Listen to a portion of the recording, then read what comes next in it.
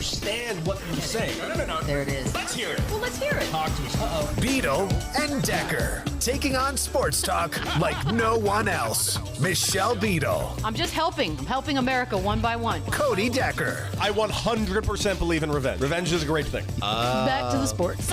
Back and ready for more. Every time I tune them out, they pull me back in. It's Beadle and Decker. Here's Michelle and Cody.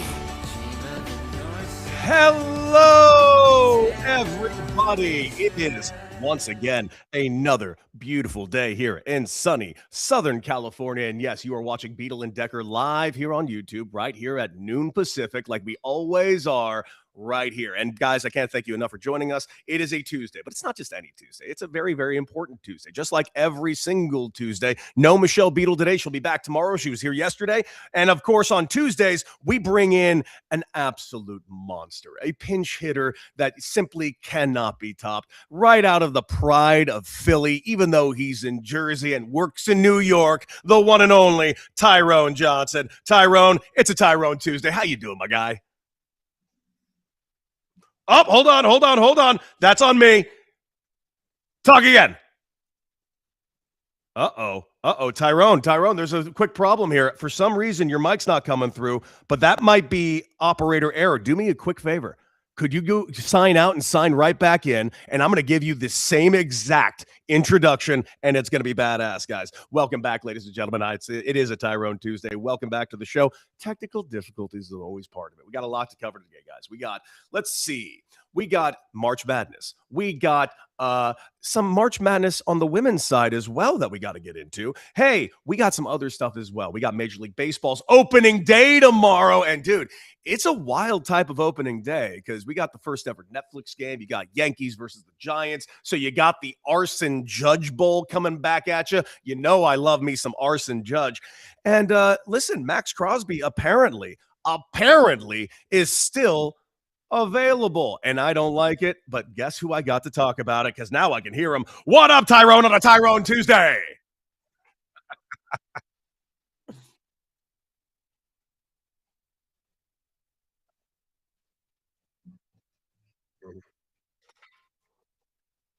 No. Let's do it, baby. And let's go ahead and start right out the gate because dude, it's wild. Yesterday I had Michelle Beadle on here and I was kind of like really excited as a Laker fan because like, dude, Lakers winning 9 in a row, going 9-1 in their last 10, just on an absolute juggernaut pace. LeBron out there looking healthy. All of a sudden, mathematically, they're like the best defensive team in the league for the last 10 games. All on the back of 41-year-old LeBron James, who's out there guarding like it's 2012. Dude, it's been sweet. And also, finally hearing people shut up because they're like, oh, well, the numbers say that this three can't play together. Like LeBron James can't figure out how to play with some other dudes. But then last night, dude, the Lakers have a tough one. LeBron doesn't look like himself. It's actually it looked for the first time this year, an aged LeBron. No points in the first half. Got to go in the second half in the loss. But whatever, it's one loss. But of course, one loss always leads to something in Lakerville. Dude, explain this to me. Why is the story today that LeBron is saying there's no way he's coming back to the Lakers?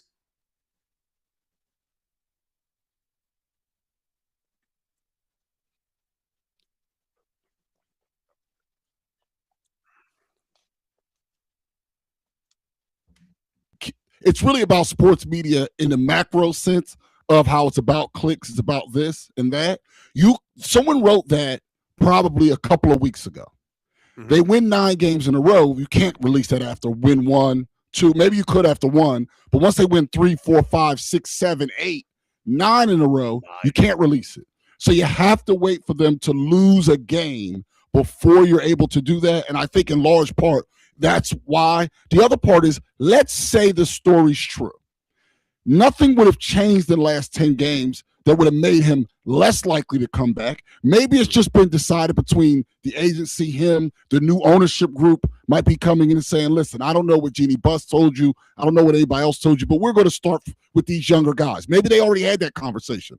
Regardless of all of that, nothing last night changed anything as far as LeBron coming back or not coming back, but it's a way for people to get clicks, because ultimately what's going to decide this at the end of the day is going to be the playoffs, and not just the results, but how it looks. How it looks. Does LeBron look like he's 100 years old and the fans don't want him back?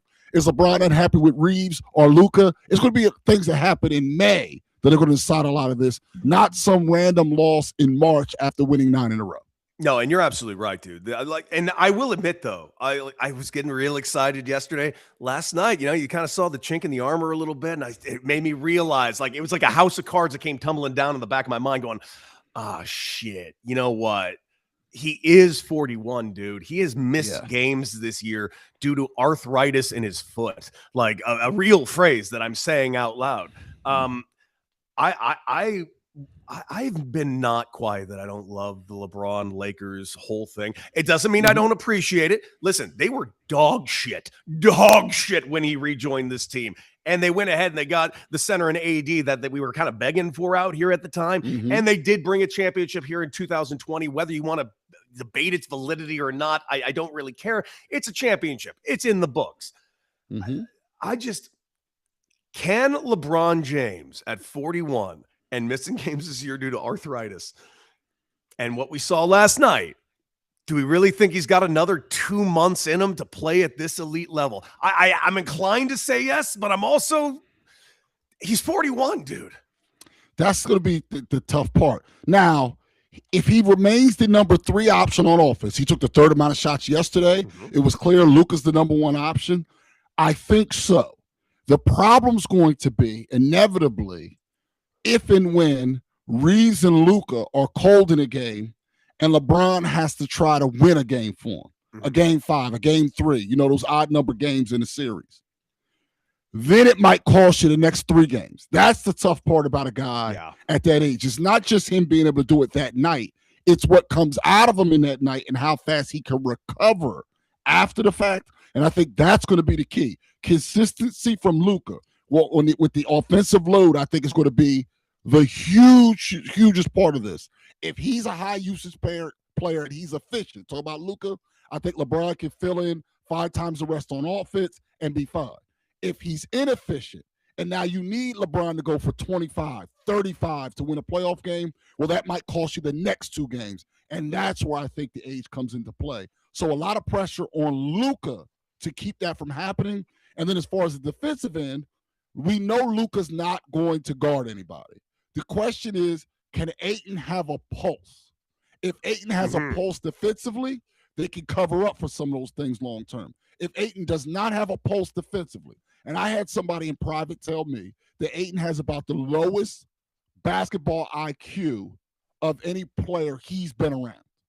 A person tell me that recently, and tell me that Chris Paul getting to the finals with him might have been his greatest feat. Like with that Phoenix team with him, he made Ayton look like, and he got a max contract off of Chris Paul basically every possession, telling him exactly where to go and telling him exactly what to do. So that's going to be the key. Does Ayton have a defensive pulse in the playoffs? And can you play him enough? Because if he doesn't have a pulse, he won't be able to play enough minutes. And can Luka be efficient enough? Like, here's the other thing. Like, we've seen Luka be efficient enough. He's taken the Mavericks to the championship, and I'm looking at this going like, I want to believe it. I really do want to believe it as a Laker fan, and as what I truly believe is one of the more measured and not obnoxious Laker fans. I want this team to do it. I'm not the one that's going rah rah. We're the Lakers. We're better than everybody else, because I look above us and I still see the Spurs. I still see the Thunder. I look below us.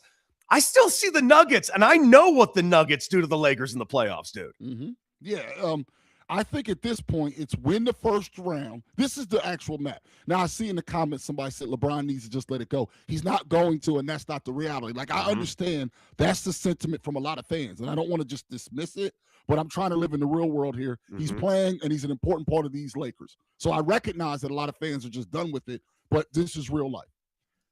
The realistic shot is find a way to win the first round and hope the Spurs are too young. And then OKC, there's no path. So that's the actual stay in the 3. Let's be honest. This is the real. You're right. You're not wrong. I mean, you beat Denver, and then you hope that the moment is too big for the Spurs, because the one thing the NBA has been consistent about, and if you look at when SGA just last year, how it works is the NBA is the only sport where men always win, not boys. Mm-hmm. At NFL, it's almost the opposite. You want a bunch of young guys, maybe not rookies, but you want a lot of young guys in the NFL because of the physicality of the game.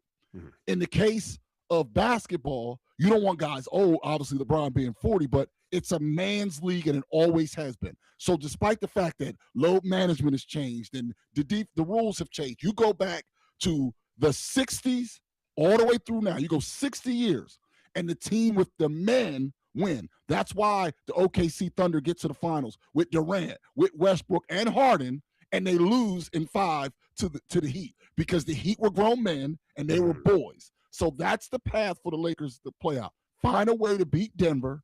Hope the Spurs and Wemby are too young, and Castle, and they have a ton of young guys, and then lose to OKC. To me, that's a very good season for the Lakers. And I would that's agree. the furthest it can realistically go. To me, there's no actual path to the finals, and maybe the Denver one's not even a given. But if you find a way to beat Denver, there is a chance that the Spurs get in those playoff situations and they go, I'm just not ready. Yeah.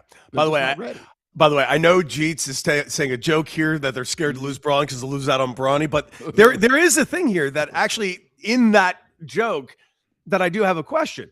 Are they scared to lose LeBron? Because who are they going to replace him with? And by the way, this is going to require LeBron to take a pay cut. Do you think LeBron James is willing to take a pay cut? But I honestly think the other teams that he'd have to go to, he need to take one too. He wants to go to Cleveland. Well, you're definitely going to have to take a pay cut there. Golden State, you're going to have to take a pay cut. So if you're going to take a pay cut in one of these cities, you might as well be in Los Angeles where, I don't know, you're making like $300 million on the side. Yeah.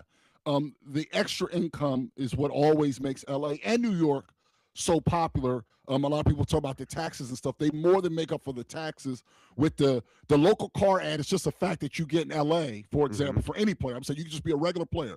The local car ad money you get in LA and New York is so much bigger than you would get in Cleveland, for example, that it's worth all the taxes and all that kind of stuff. Just that's part of the reason why it's so attractive. I think with the Warriors, it would be him wanting to play with Curry. I can see that. And that's something that the Lakers just couldn't offer Curry. And I think with Cleveland, it would be a situation where the wife was cool going back home and bringing the daughter, the one kid that's left at home, back home, more or less, to show her. Because, the other kids had time there. The two older kids have had time in Cleveland, from around home, around family, close, and all that kind of stuff. So to me, that's the only option. Those are things that the Lakers can't compete with. As far as money and every other thing, the Lakers have everybody in the league beat. So it would just be a matter of Curry, and LeBron and Curry playing a year together probably would be attractive and fun for both of them, or home. I don't think the Lakers win on pretty much every other factor. And that's why I don't just blindly buy any of these stories, because, again, they win on basically every other factor. And also, he is going into a free agency, and this could just be one of the old-fashioned, old-school tactics. You're just trying to get a little bit more cash or something else on the side. Who knows? Because LeBron did come out and say he doesn't want to own that team in Vegas anymore. And there's one other thing that we cannot discount. If LeBron admits and comes out and says, this is the last year and there's going to be a retirement tour, that is worth a lot of money. I know the Lakers sell tickets. I know everybody can sell tickets, but this could be LeBron. The last chance to see LeBron James is worth a lot of money. And the question becomes, he's going to take a pay cut, but let's say the number's $20 million. It's a lot for regular people, but it's a huge pay cut when guys are making $50 million. Well, all of a sudden, I'm in California anyway, so the taxes, all that stuff is kind of the same in that particular way, that one aspect. What if the Warriors go, man, that'd be cool to have. I think we'd find a way to do a sign and trade and pay you $30 million. And then Cleveland goes, having LeBron come back home for the third time and to close out with us, man, we can sell a lot of luxury suites. We can sell a lot of stuff off of that, a lot of jerseys and all that. We'll find a way. So that's the part that looms over this as well. LeBron has been very quiet about his plans, and he says he doesn't know. But if LeBron was this offseason to say out loud, and there could be as many fans as they want to say they wouldn't care and good riddance, if he announces this is it, then interest is through the roof. And that has a value. And we can pretend like it doesn't, but it does. It absolutely does. And also something I saw you do on the Craig Carton show over there on Sports Grid, which, by the way, you should always check out Tyrone on that show. Tyrone, just thinking amount of patches. The amount of patches LeBron can wear during the retirement tour could be a different patch a night. We can just honor him nonstop. This man loves to be honored. Yes, and now I will say the patches are from the card company. Like, I know there's this thing where LeBron's deciding the patches. He's legitimately not. It's coming from Topps, and apparently there's going to be at least one patch from this season that's going to be in a pack of cards, allegedly. Mm-hmm. Now, there apparently one of them. So you might just go buy a pack of the season pack, and then you go through, and all of a sudden one of the game one patches allegedly will be in the pack with all the cards. So, you'll get every card, every rookie, Knipple and all those. You'll get those rookie cards, but you also, one of the people will get the patch, and that will have value because I think they started, there's only going to be 50 of them, I think, total, because they started it during the season. So that's another thing. So it's going to be crazy, that part of it. But the LeBron thing, I believe people will be sad to see him go, especially the trolls. Yeah. Because there'll be no one troll. Because the reason it's so easy to troll him is, how long has this man been famous? Oh, God, since it was, 15 years old? Right. When you're famous for that long, LeBron is now no longer being trolled as a basketball player. He's being trolled as a person who, if you were 3 when he entered the league, you're now out of college. God. If you were 3, you're 26 years old now. You could perhaps be married. You could perhaps have your own kids, and you don't remember a world before LeBron James. Dude, hell, if you start watching it at 8, you're now into your 30s. Yeah. Could very well be a father, and you don't know a NBA without LeBron James. That's the reason why it's so easy to troll him, because he's been around so damn long. Yeah, and what's funny? He's been around so damn long, and this is where, this is how famous LeBron, because LeBron's been in the zeitgeist every single year. And hear what I'm saying when I say that. It's like, you think of actors, like Hollywood actors. Well, Hollywood actors have ups and downs. Hollywood actors disappear for years and then all of a sudden have return. How many times has Ben Affleck been kicked out of Hollywood and brought back into Hollywood 3 years after? It's happened 3 times in the last 30 years. LeBron's just been here the last 30 years at the very forefront. Just imagine being that famous. That's a level above a level of famous. Right. It's just crazy. And that's the thing. Even Jordan disappeared. Mm-hmm. Even Jordan disappeared. One, his career didn't last as long, but he also disappeared. Jordan was gone for a full season and then parts of another one. Mm-hmm. Jordan was gone. LeBron's never going away. And that also is why people get tired of him, because how can we miss you if you never go away? So Jordan going away really allowed everybody to almost have a reset. Because I actually remember in the playgrounds, people going, man, I'm tired of Jordan winning all the time. I remember that. That's all erased once he leaves and comes back. Mm-hmm. Yeah, you ain't lying. And by the way, I would love your take on this. We talked about it a little bit yesterday, but what's your take on the East, man? The East is wild right now. It's a toss-up in my book. I know we're looking at these 3 teams because they are the elite of the 3 teams, but honestly, is there another team? Do you think the Cavs can honestly do something? And dude, what about the Raptors? Can the Raptors kind of sneak in there a little bit? I don't. All right, let's work backwards off of who I think can win the whole thing. I should say win the East, because I still think that either OKC. This is where I'm at actually as far as the champion goes. OKC 85%, Spurs 10%. Okay. The East 5%. Makes sense. That's where I'm at right now as far as winning the whole thing. The team that I think is most equipped to win the whole thing against OKC is probably the Celtics, because of the star power now that Tatum's back. And you mentioned this is several months. So however Tatum is feeling now as far as his cardiovascular and all that stuff, it will only be better in April. It will only be better in May. It will only be better in June, as long as he doesn't get injured. Mm-hmm. So having those 2 guys is something that nobody else in the East can provide, can follow. Following that is the Knicks for me, because the Knicks are a really good team. They're a pretty cohesive unit as far as having all their guys there for a few years now, playing together, knowing each other and things like that.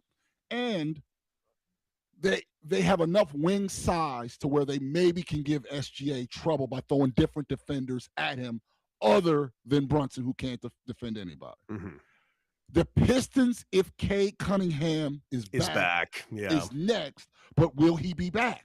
We don't know. I think they're reevaluating in another, well, I should say not a week. I would say, I believe last Thursday is when it happened. They said 2 weeks. So I guess arguably another 9 days before they reevaluate. It is a mild collapsed lung, but that's, like I said to Michelle yesterday, that's like having a mild gunshot. I don't fucking care. That's a collapsed lung, bro.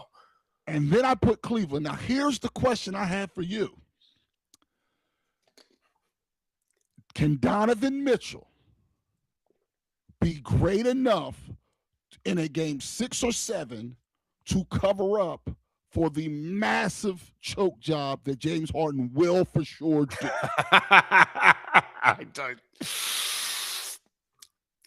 I want to believe yes, but here's why I'm going to say no. Because no one else has. Right. Now, I've seen a series in which he scored against the Celtics, in which he scored 40 points in 2 different games in the series and didn't make a basket in the game 7 in Boston. Did not make a shot. And to the point where I talked to players on that team, Joel Embiid had a broken orbital bone in that particular series from the Raptors, who got elbowed in the face, was literally playing with a broken face anyway. Where when they got on the plane, the teammates looked at Harden and they knew they had no chance of winning because he was going to have the ball. Now, it's one thing if your best player, if he's off the ball, is scared to death. You can work around that because he doesn't have the ball all the time. Harden has the ball a lot. So when Harden's bad, by definition, your team ends up bad. But by Donovan Mitchell being a guard, I wonder what happened if the Sixers had this version of Tyrese Maxey versus that younger version of Tyrese Maxey at that time where Maxey could take the ball. Donovan Mitchell can be ball dominant, and Harden could go stand in the corner. That's, to me, why they even have a shot. And then the Raptors, I don't think they're ready to win anything real. So that's where I rank it as far as being able to win the whole thing, which is, to me, what it's all about. But James Harden is going to choke. And I love James Harden. This is the weirdest thing. James Harden is a top 10 scorer of all time. James Harden has absolutely changed the game of basketball, whether people want to think it or not. There are a bunch of people who do things that only Harden did, before him. Every player, every guard that they call a foul merchant is copying James Harden. SGA, all of them. And yet, I have zero faith he can get it done when it matters. Not 1%, not if healthy. I don't believe at all. And that just really limits it for me. No, I get it. And listen, like I said, who's done it? Who's actually outperformed to carry James Harden to Game 7? Who's done it? It's really hard to do with a guy who has the ball so much. It's really hard to do. And we've unfortunately seen this for too long to expect anything different. We haven't seen a mixed bag because a lot of players are mixed bag. We don't remember Jordan having a bad game if Pippen had a good game because they still won. Every time Harden plays poorly because of the ball dominance, there was one Game 7 where he had double-digit turnovers. Well, if one guy has that many turnovers, you're just not going to win. And that's why I think Cleveland doesn't really want it. I get it. I totally get it. All right, let's move it over real quick. It's a good time to go over and do some quick hitters. We do not have a Shane today, but don't worry, we don't need a Shane. We got the quick hitters anyways.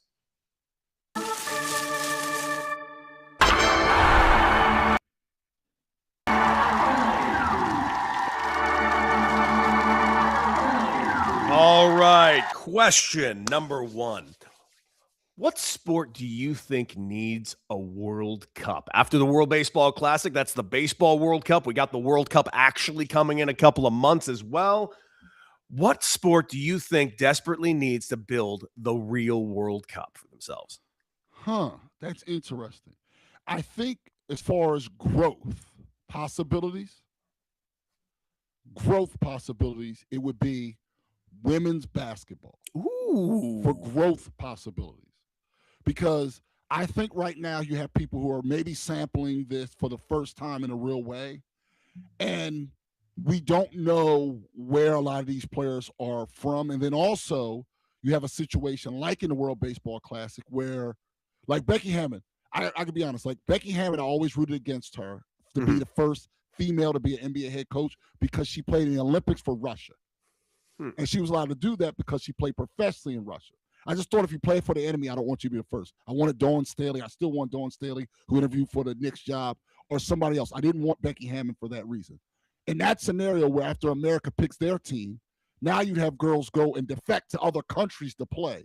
And I think that would be vital for growing that sport and opportunity where their interest is at an all-time high. So as far as a need, that one.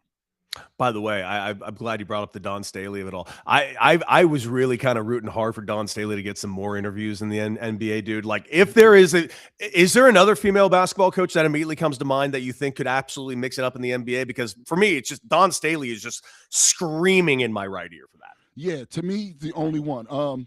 I know for a fact Gino Auriemma's thing would not work. First of all, it wouldn't work in the WNBA, the stuff he does, as great as he's been, let alone in the NBA. The way he treats his players and things. And don't get me wrong, he's softened with age. But when you're dealing with adults, you have to treat them like adults. And you know that better than anybody. A manager that you have in Little League or even college cannot be the same manager for 162 games because you'll want to kill him.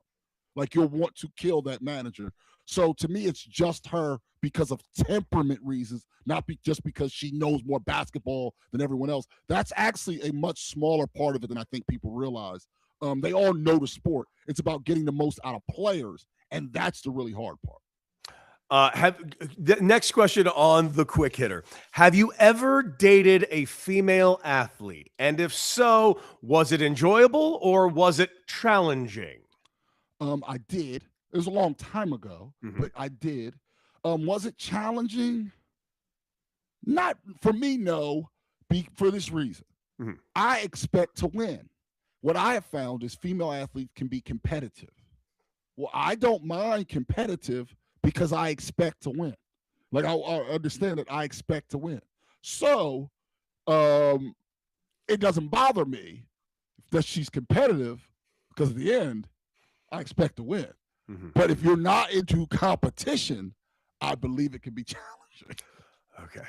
In college at UCLA, I was playing baseball there, obviously. I dated a UCLA softball player. Not for long, about a couple of months. We're actually still friends to this day. But when I say this was the worst fucking relationship I've ever been in my life, oh my God, it was a nightmare. It was a nightmare. God damn it, it was a nightmare. She was competitive is an understatement. I don't want to come home and I just competed all goddamn day. Can we like chill and hang? No, she wanted to compare our stats. She wanted to go to the cage, which, listen, I would be into going to the cage, but I don't want to work on things too much. Like, it was just, man, she was very cool, but I was just like, because there's nothing more attractive to me than like an athletic female, whatever the athletic ability is. But man, it was a challenge. Boy, it was a challenge for me. Yeah, I can see that. And I'm a person who doesn't want to compete all the time. Exactly. But I do expect to win. So, like, as long as she's cool losing a lot, it's fine. Oh, I beat her in bowling. It did not go well. I beat her in bowling, and dude, I beat her in bowling. That might have been, looking back, that might have been the thing that broke us up. I beat her in bowling, and I just got the riot act, which we laughed about actually about 3 months ago when we chatted about it. All right. What actor do you believe deserves his due or her due for a performance that they were not recognized enough for? Okay. A couple came right to mind. I'm not going to go with like Miles Catton, just from Sinners. And I think he should have been nominated for Best Supporting Actor, for example. He was great in that, by the way. That's been top of mind for so many people. I'm actually going to go back to another one of the director who won Best Picture. I mean, one Best Director and one Best Picture. We'll go back. I believe he was the director of Boogie Nights. He should have won for it.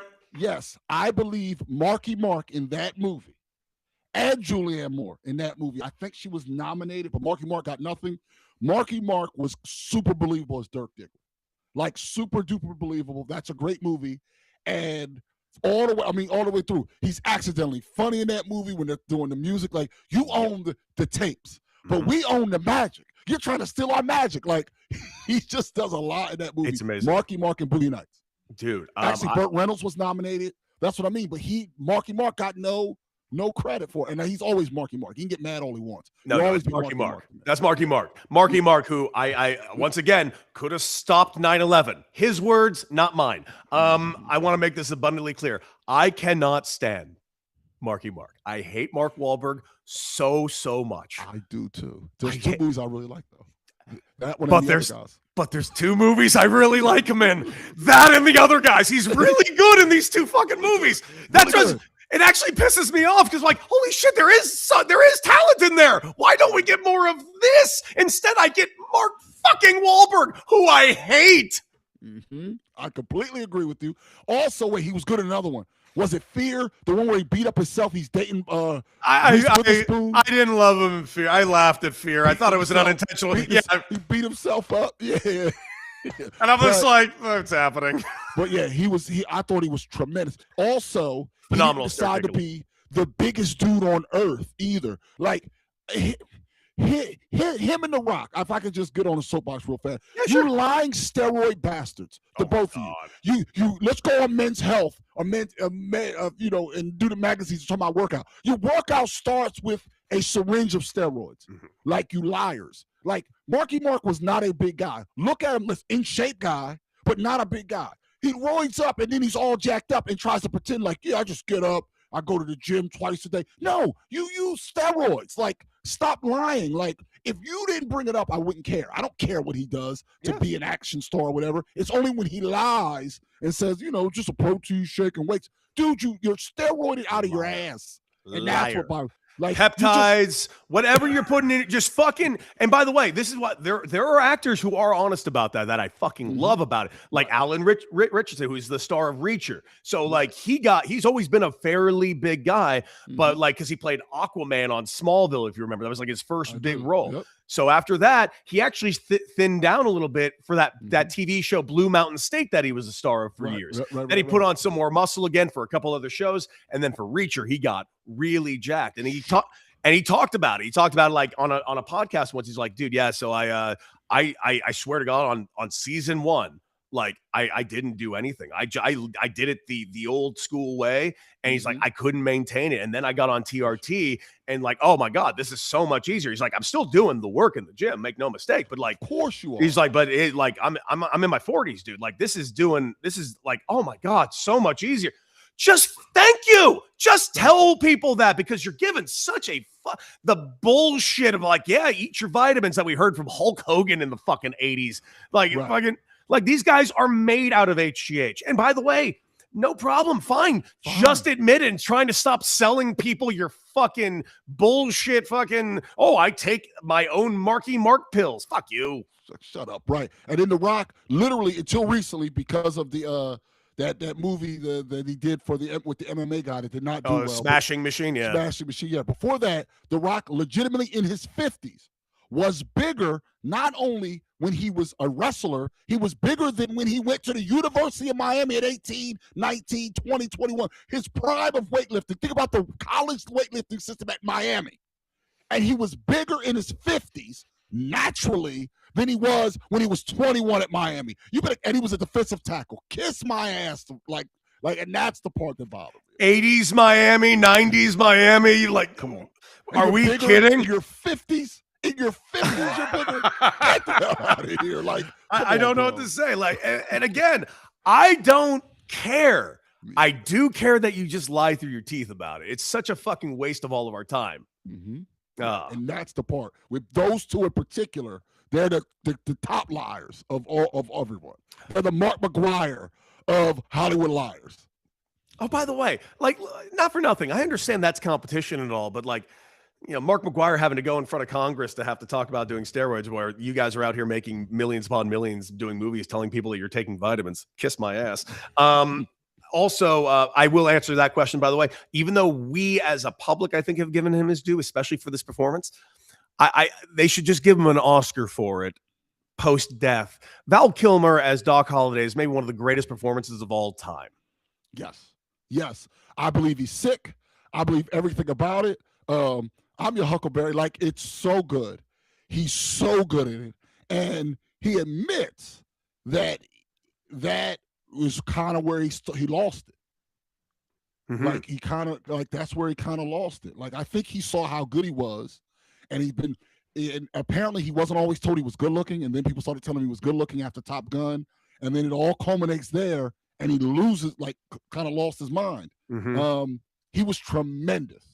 So good. Tremendous. Like true. Like, if you take him out of that and put anyone else in that movie's probably borderline unwatchable, but him in it just makes it fucking maybe the best Western ever. All right, let's get back over to sports real quick. Had a good time with the quick hitters as always, but dude, you kind of hit on it real quick. Max Crosby. Now there's rumors going around that Max Crosby and the Cowboys might be a thing because the Cowboys saw the blood in the water and have an opportunity to make a move. Hear me out on this.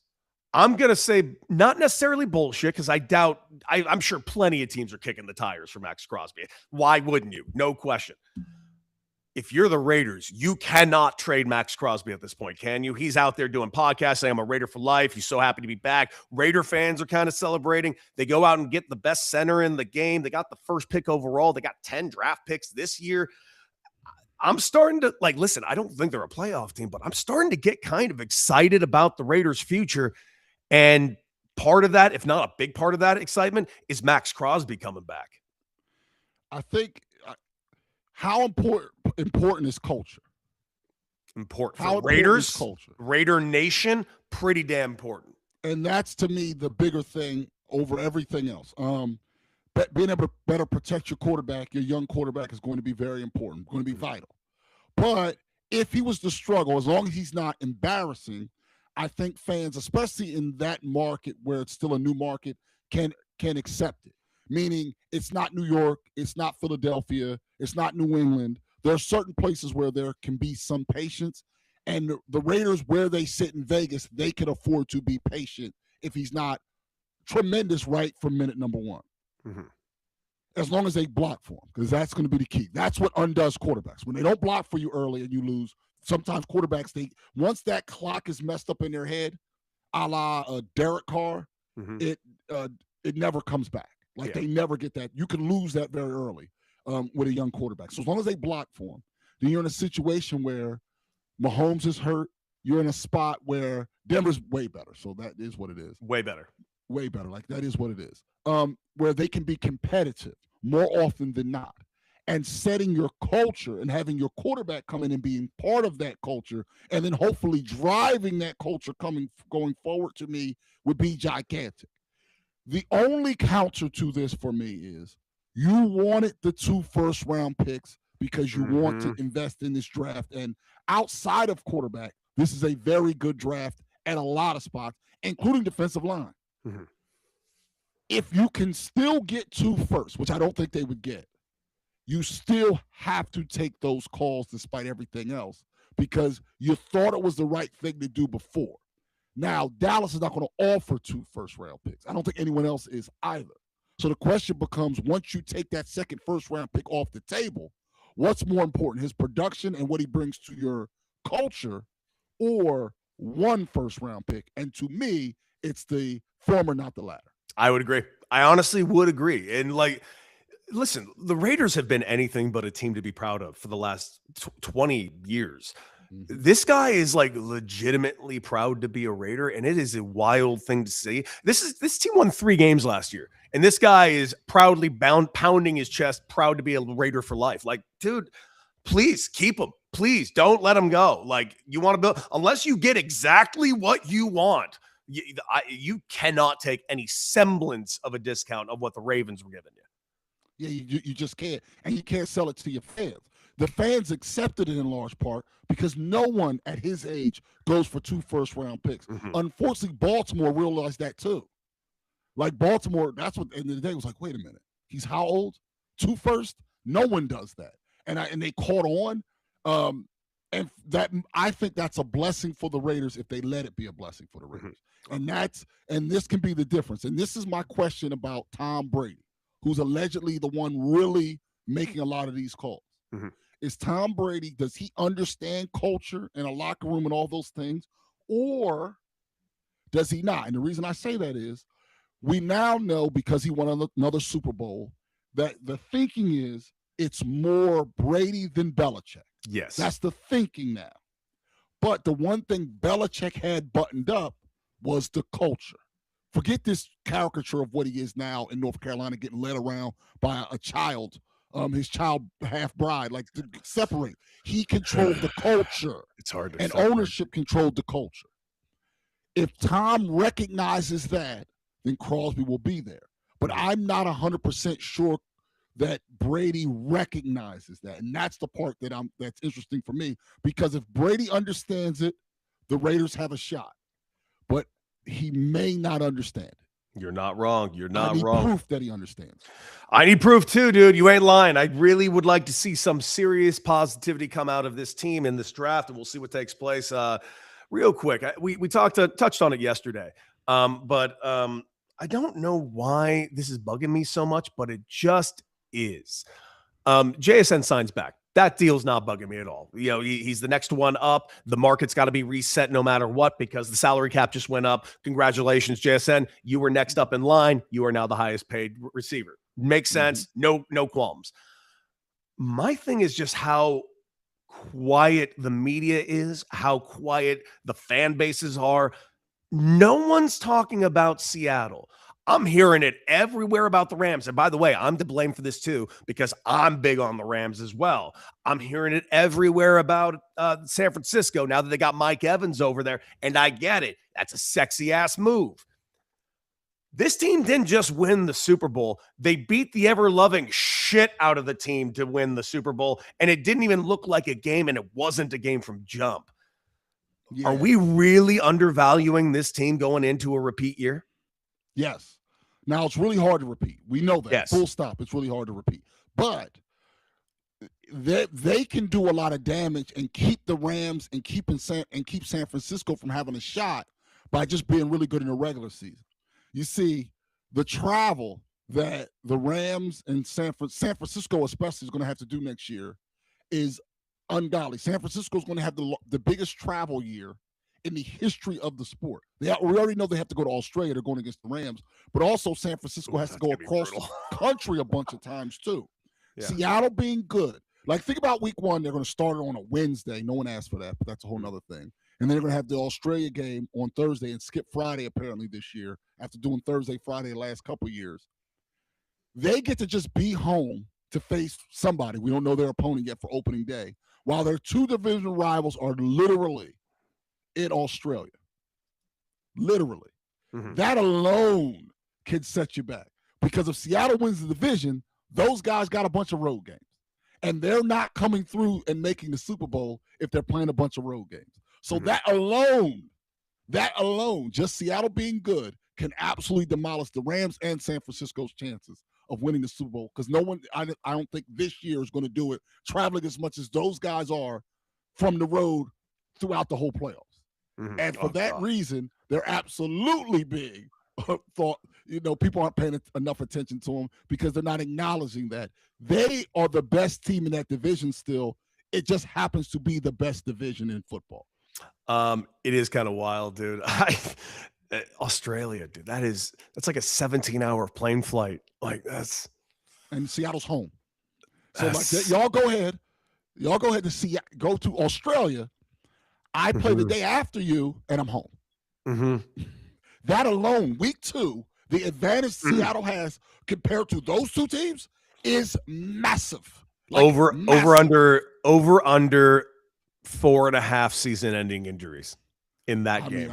I think I might go over. It's ridiculous. And if it doesn't happen week 1, it's going to happen week 2 when they come home, because apparently they're going to play on that Wednesday. That's the extra time. Come all the way back and then play on that next, the Sunday. So you can say it's like playing on Thursday, but it's really not, because the recovery time from training camp to Australia's time zone, play a football game, and then Australia back, and they're going to make them do the stupid stuff, the ambassador stuff, which isn't stupid, but it's stupid for the players, because they don't know what time it is. Yeah, I'm gonna admit, dude, I would have loved it if like a major league team says, "Hey, we're going to Australia." I'm like, "Oh, cool. I've never been to Australia." But the other part of me is going like, arms are going down. Like people are getting hurt. This is going to suck. But hey, that's neither here nor there. You brought this to my attention. I did see it last night, but I've been having a little bit of trouble understanding it. Syracuse. They got their asses handed to them last night, and they got beat by roughly 50 points. That's not the point of this conversation. The point of this conversation is their head coach after the game in the press conference. And I'm going to play a clip. It's about 1:20. So bear with it and just take into everything she's saying. And I want everybody's honest opinion on it because I do have an opinion on it. And I'm not entirely sold I'm right, but I'm sure as hell not sold I'm wrong. And here is the post-game scrum. And help me speak about this opportunity, but also have a responsibility. And when I tell my players to woman up, I think I have to do the same thing. And for us to be coming from a 12 and 16, 18, whatever season last year, okay, let's judge me on this season.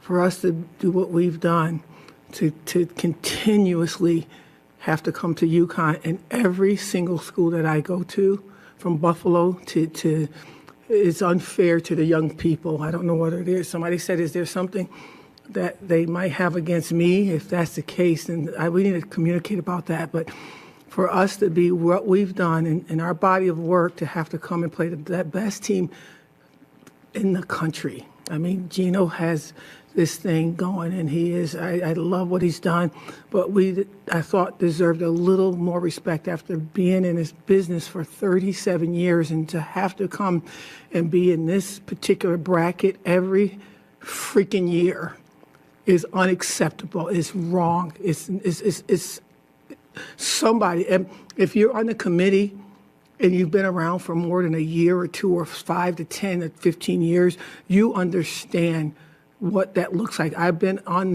those committees to see. So here's the thing. I hear what you're saying, being in that tough bracket year in, year out, and comparing yourself to last year's team to this year's team. I do understand that. As somebody that has played in NCAA and been in the college baseball brackets, I have been put in the same tough bracket 3 years in a row against a team we simply couldn't get past in the playoffs no matter what we did. And I understand the frustration by it. But also, I don't understand the frustration by it in that you got beat by 50 fucking points and you were going to have to play them or a team like them at some point. So you're just mad you got knocked out earlier when you were clearly going to get your asses knocked out in general. Dude, I'm sorry. This ain't it to me. All right. Now look, I'm trying to look at this the fairest way possible, but at the same time, that might not be good for the coach here, Felicia. And here's why. If this was a man, I'd be furious. Mm-hmm. If this was a man, I'd be furious. I would call the man a pussy. Like, if I could just be completely honest, if this was a man, a coach speaking like that, I would call the man the P word. I don't need to say it too many times, but you get what I'm saying. Like, because it sounds defeatist, it sounds soft, it sounds all these things. Now, the way they do it, because the games are on the campuses and things like that, they do things regionally to try to limit travel, and the budget for women's basketball is not the same. She mentioned coaching at Buffalo. So when she took Buffalo to the tournament, well, if you look where Buffalo, New York is, and UConn's home, and those are possible matchups, that's not that big a travel. That's short travel. You're now at Syracuse, New York. You're playing in the second round against UConn. She mentioned being on the 10 line instead. Here's the bottom line. Yes, your team, what she should have said, in my opinion, is we've come a long way. We were a 12-win team or whatever she said, and now we're a tournament team, and they were in the 8-9 matchup. That's a hell of a step forward. But this game shows us how far we still have to go. To me, that's what you say. I tell my players how much they have to work, how much I have to work, how much harder I have to recruit. I need my donors to help me with NIL. That's what you say after that. The gap is still huge, but we've come a long way. Instead, she's basically saying it's unfair. I have to always play UConn. To get out of the East Coast. If you move down south, you have to play South Carolina every year. If you move down to Texas, they have it going. You be there every year. If you're out west, a lot of times, especially next year when guys are back, you'll have to play UCLA or USC every year when Juju's back. That's just the way it's going to be. Therefore, stop bitching. Like, you got your ass kicked. You were down 65-12 at the half, and then the game was 33-33 once UConn called off the Dogs. They got walk-ons playing, and they tied him in the second half. You were down 65-12. Shut up. You got your ass kicked. And I would say that to a man. So that's where it puts me in a spot here where it's almost sexist of me, in my opinion, if I don't rip this coach.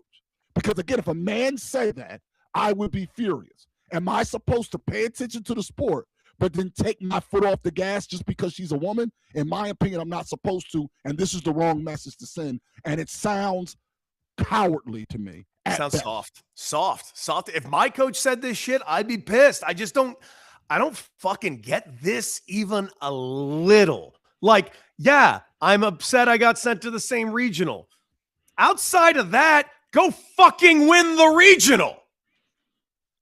If you expect to win and your team is out there expecting to win, whether you play them first or last, you know you're going to have to beat them. They're the favorites.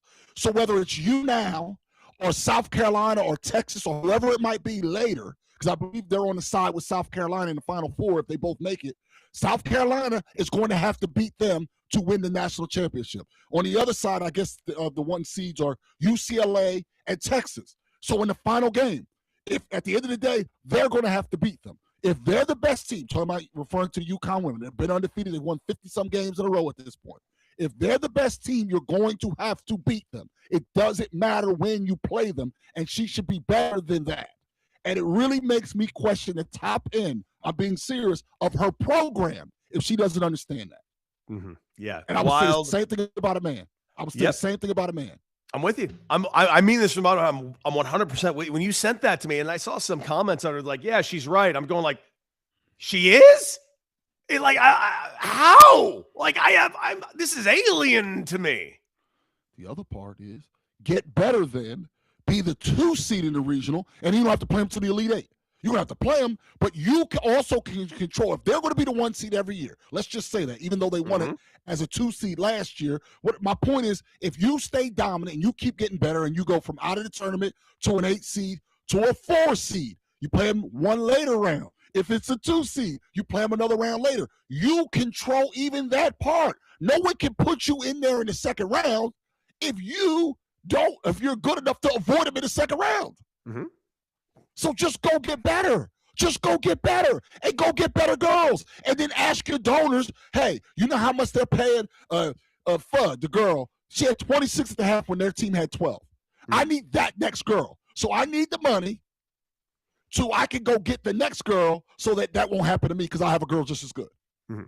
Because the last 2 years in a row, the best players in the country went to Oklahoma and USC. They didn't go to Syracuse. They didn't go to UConn either.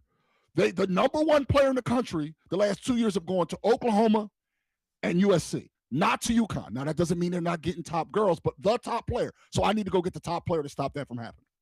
And donors help me out. Seems pretty simple to me. I don't know. Just sorry you lost by 50.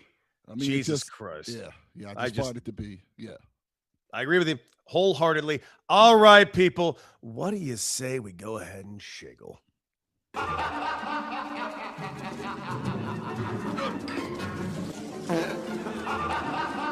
All right, dude, this one caught my eye, and this one made me laugh quite a bit. Has nothing to do with sports. I'm just shiggling about this because it's somebody in the media industry. Are you aware of Call Her Daddy's host, Alex Cooper? Yes, I have I'm actually been mad at her for about 12 consecutive months.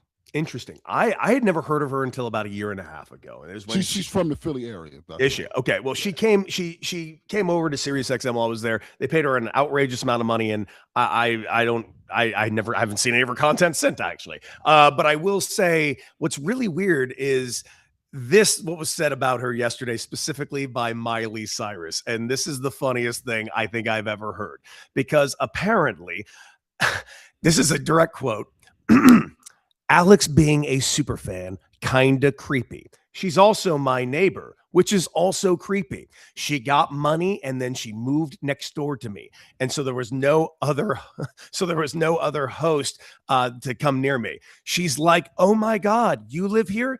She interviewed me at my house 5 years ago. You know damn well I live here.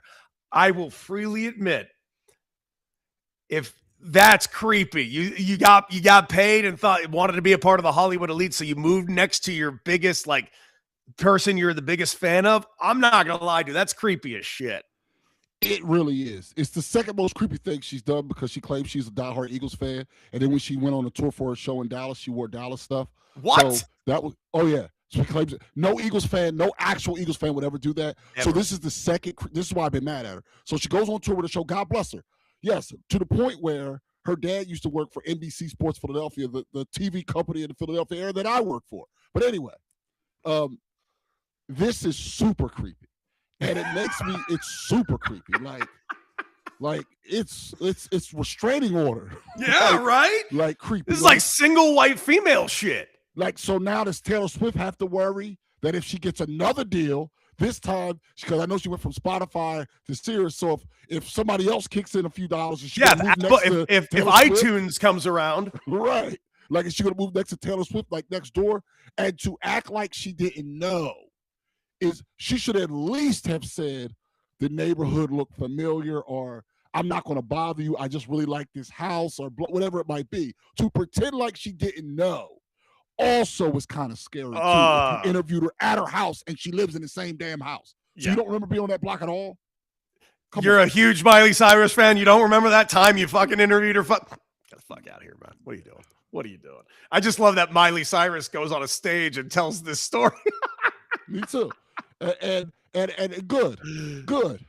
You know, good. I mean, she's back to being what's she being? Hannah Montana again for the first time. I think. I honestly don't know. I never watched Hannah Montana. Me neither. A little after my time. I saw the commercials. Yeah, it's after my time as well. But it's on the commercials where I think for the first time in like 20 years, she's going to perform as Hannah Montana. No, it's kind of cool. That's like that would be like David. I don't know. It's not for me, but like that'd be like, I'm trying to think of an example that would be for me. Like if David Bowie brought back out Ziggy Stardust one more time. I would have been really excited about that. Like, I would have loved that. That'd been, so I got, for some people, maybe that's their Ziggy Stardust. Go for it. I dig it. Yeah. What about you? You shiggling about anything? You know, it's related to the pop world. And it's this damn. Have you heard about this terrible person who has one song that I know of, that Chapel Roan and all the stuff she's done? Yeah, it's been very interesting. Yeah. Well, here's the funny part. She said that she's never, her security, she doesn't control them. They just, because Jude Law's daughter went up to her. No, didn't go up to her. Went by the table and smiled, and security brushed her away, and it turned into a whole thing. Well, now footage has come out where she's at the airport. And there's a person walking, and at LAX in certain parts, there's people with cameras all the time at LAX. You well know that. You've flown out of LAX a time or two in your day. Well, she tells the security guard to go get the person. And this is what I'm thinking about. All of us, whether it's you, me, and people who have a small amount of fame to a lot of fame, we should always recognize that the people matter the most. So you can be rude. I can be rude, for example, not rude, but I can call a guy who calls in a sports talk radio an idiot if I think he's an idiot. But in person, if somebody comes up and says, hi, you, and everyone else should always be cordial and appreciate that person. And I think if we're at the point, if she's at the point where she's the 1 millionth biggest pop star in the world, I mean, to me, she has one song. We just talked about Miley Cyrus. She's a lot more famous in my mind, like a lot more famous.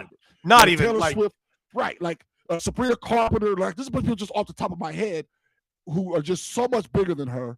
Who, when they see a fan, are kind to the fan. It just got me to thinking. Like, where are we at in the world where a person with one song can now weaponize security against fans? And I think we can all learn a lesson in humility, which is I always think about. It's like, what can I take from this? If I get more famous, and I hope to get more famous, because that really just means I'm doing well in what I'm doing. I like to think that I wouldn't security on a fan who was, by the way, a football field away. Yeah, I can't stress this enough. It's kind of wild to me. It reminds me of something that was said by Billy Bob Thornton. Billy Bob Thornton did this interview where he's talking about why he always talks to fans or will always like take a photo or sign an autograph. And it was a really cool humility thing to hear. A celebrity of his caliber, and I'm going to say his caliber because this guy's been working steadily in front of your face for 40 years now. This guy just says, "No, you've afforded me to live this incredible life. I get to do what I love to do. You've gotten to help me put my kids through school. Like this is it. The least I can do is say thank you to somebody that has been a part of making my career and my life what it is." And I'm like, yeah, that is correct. I don't know why we've gotten away from that. It's fucking wild, dude.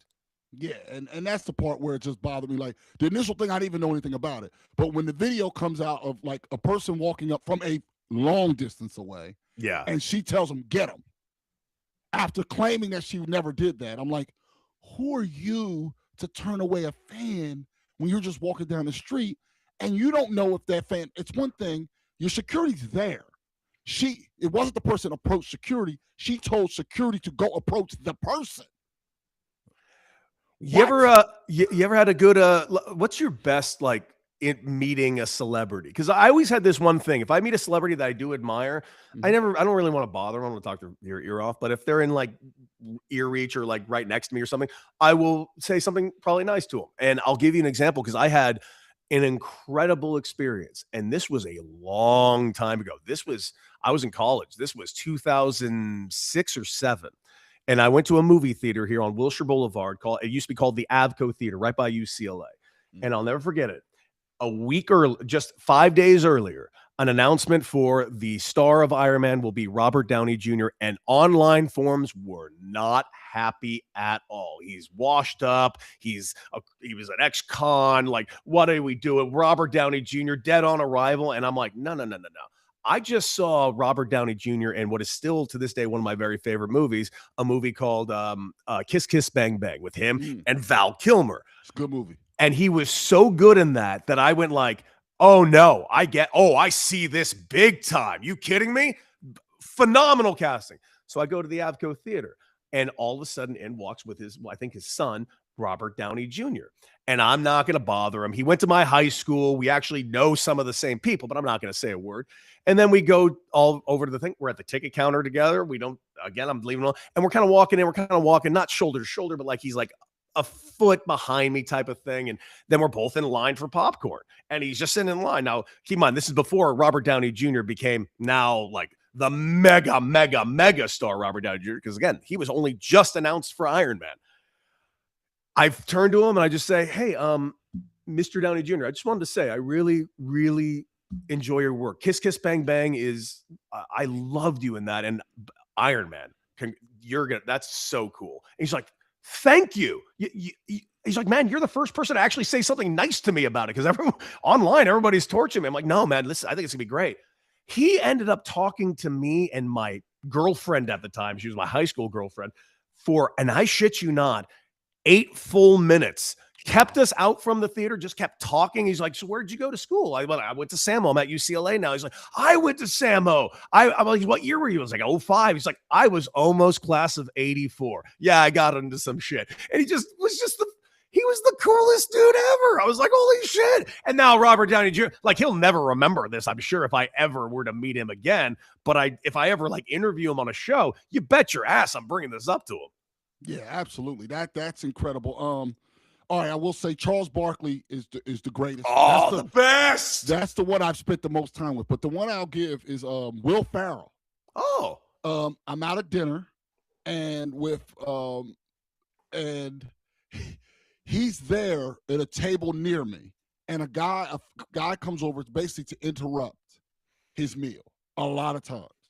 And I'm just kind of looking over and he makes eye contact with me and I'm like, what the hell? And he's like, and trust me, he was being nice, but this guy was just, oh my God, Will. And Will's just trying to eat. He's like, I believe he was with his lawyer and his agent. Like it was a dinner, but it was like a business dinner. Like, and this is a place where those things apparently could happen. Afterwards, the dinner, we both get done eating around the same time. I go to speak to the maitre d', who I happen to know, because he's from the East Coast. He's from the Philly area, so cool guy. So Will and I start talking, and I'm like, yo, does that happen to you all the time? He's like, I really appreciate it, but he was like, I think I had thanked him like 3, 4, 5 times. Like, that was enough, right? Like, he was like, he was basically checking with me like if he was rude. And I was like, no, absolutely not. That guy was crazy. So we talked for a while. Well, he's great. Like, shakes my hand, like puts his hand on my shoulder, like super like nice conversation and everything. Go outside. We're waiting for an Uber. He had valeted his car. He had his lawyer and agent leave. So now it's just me, my wife, and Will Ferrell outside waiting for the car. Like, hey man, like from there, just having a regular conversation. One of the nicer like movie TV stars I've ever come across. And he was literally the total opposite of Chapel Row, was worried that when a guy was being obnoxious, if he handled it as well as he thought he did. And he was like self-conscious about it.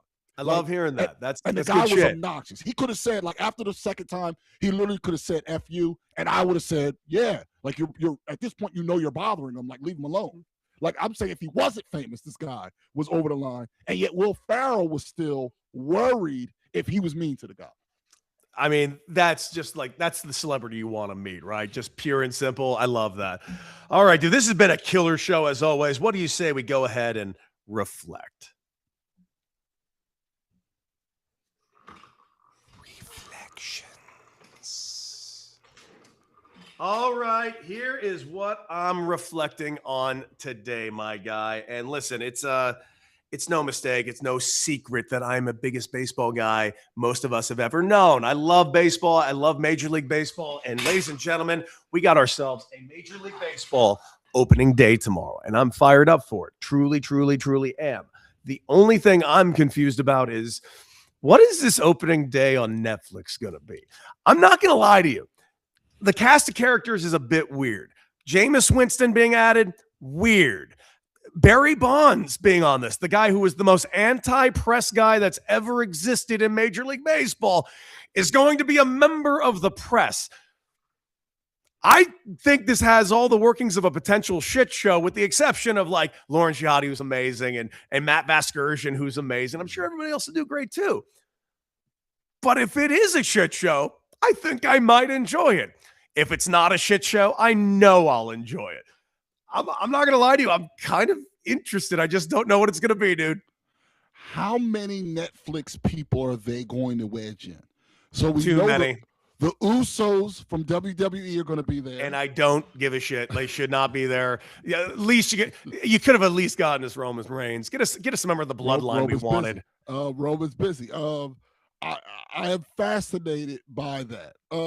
For sure. And it's going to be fun. And I'm interested as Netflix enters sports like full time, kind of, because they'll have the home run derby, and they didn't hire staff to host these things because they're going to have less content. Mm-hmm. So that's something to watch going forward. So this will be really set the tone for kind of the future of how we're going to watch sports. Because if you don't think there's going to be more college games and other things on Netflix, I think you're wrong.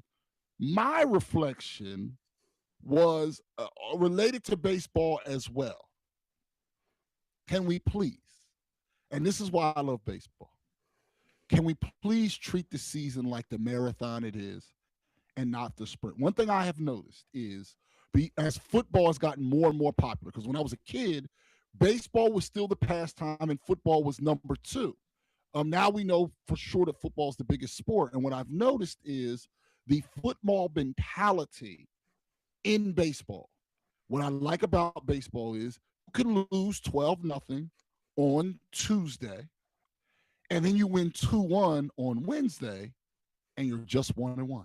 That's it. Like, it's just one day at a time. And surviving the year is almost is like paramount more than everything else. And what I found is with coverage and things like that it's not football. We shouldn't treat it like that. Losing, however you lose in one baseball game, is not the end of the world. It's not like losing 49-0 in football. It's nothing like it. And I'm looking forward. I will be there Saturday. My tradition is always going to the second game because I always have to work for for the opener. I will be there for Phillies Rangers on Saturday. As a fan, no press kit, none of that stuff, no media, as a fan. And I love it. And I love going to baseball. But we cannot treat it like football because it's not. I agree. I totally agree. And I do think the WBC might have hurt some people in that because we had rapid baseball. Strap in, people. We got 5 months of this shit. So let's enjoy it as much as we can. Tyrone, you're the greatest. You know you're the greatest. Tell the people again, once again, anywhere and everywhere they can and should find you. Yes, short term, you will have me for Tyrone Tuesdays again here Let's on the go! Beadle and Decker show. So you have that going on every day, Monday through Friday. I'm with Craig Carton on the Craig Carton Show. That's available live on Sports Grid. You can also catch it on YouTube, and you should subscribe to the podcast. I greatly appreciate it. And even on Saturdays now, I host the best of the Craig Carton Show this week on the Craig Carton Show. That's me on Saturdays as well. So, and you can always follow me on social media at Ty Johnson News. And once again, it's Ty Johnson News because I worked at the Wall Street Journal. People seem to ask me a lot why that's the handle. I mean, it gives you a chance to say you worked at the Wall Street Journal. That's some big time shit, bro. It is. Just Wall Street Journal. Maybe you heard of it. Fucking Maybe. Don't worry about it. All right, guys, you can find me and on Instagram. Anti-Hero Baseball. I post constantly, not to mention on top of that, you can follow me on Twitter at Decker6. More importantly, follow the show at Beadle and Decker. Look out for the clips that we'll be posting throughout the day and throughout the week. Of course, Michelle Beadle will be back here tomorrow live at noon. Tyrone, look forward to Tyrone Tuesday, next Tuesday with you, my man. Yes, and most importantly, guys, I can't stress this enough. R.I.P. Estelle Getty.